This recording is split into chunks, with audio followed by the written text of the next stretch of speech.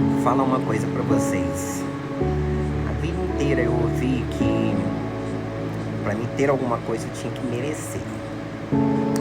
Merecer. Eu ouvi isso de todas as pessoas, né? E a Bíblia vai dizer que a graça, ela é um favor não merecido. Se eu tiver que merecer, não é graça, né? Aí é uma retribuição daquilo que eu fiz por onde, né? E as pessoas falam que a gente tem que merecer o amor. Quer que eu te ame? Tem que fazer por merecer, né? Quer ter isso? Tem que fazer por merecer, né? Nunca estão dispostas a dar a graça que nós recebemos, que é a graça de Cristo, né? E uma pergunta que eu tenho feito muito para Deus nos últimos tempos é: por quê? Por que toda essa situação? Por quê? E eu fico me perguntando, aonde Deus estava quando ocorreram todas essas situações? Aonde Deus estava quando ocorreram os abusos físicos, os emocionais, os financeiros, quando foi tirado o respeito, a dignidade, quando as pessoas deste mundo fizeram tudo o que elas queriam, elas falaram tudo o que elas quiseram falar, sem ter um pingo de empatia, sem saber até onde ia ferir, até onde ia doer, fizeram todas as atrocidades que quiseram, que acharam-se no direito de fazer. E Deus estava onde quando tudo isso estava acontecendo? E permitiu todas essas coisas. Todas essas coisas, né? E a vida, ela vai sendo feita de fases, né? E aí a gente tem uma fase que a gente vai tolerando, a gente vai aguentando.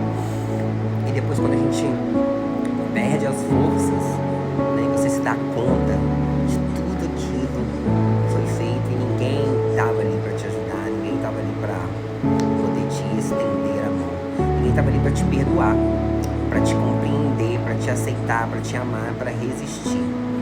Eu vejo muitas pessoas falando um Deus que julga, um Deus que castiga, um Deus que não aceita isso, um Deus que não aceita aquilo, porque para eles a graça e o perdão, para os outros a cruz, o castigo, os açoites, o lado rasgado.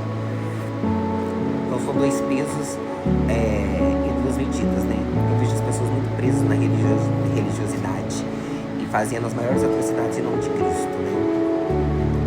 Não querendo viver a caridade, não querendo perdoar, não querendo compreender, indo totalmente na contramão daquilo que diz a Bíblia, né?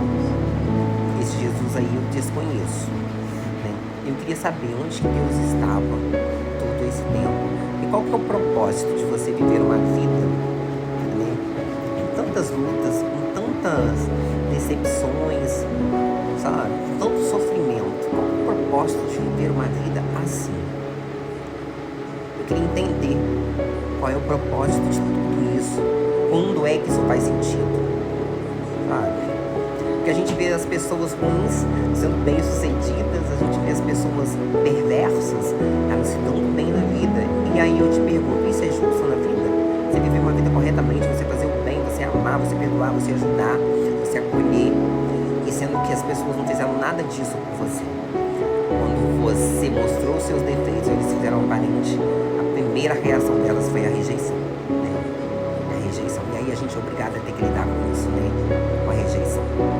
Nós somos obrigados a conviver, somos obrigados a perdoar, a compreender, porque as pessoas não têm essa mesma atitude na gente. Mas eu queria saber, aonde Deus está? Alguém pode dizer? E aonde Ele estava quando tudo isso estava acontecendo, quando todas as injustiças foram cometidas? Deus estava onde?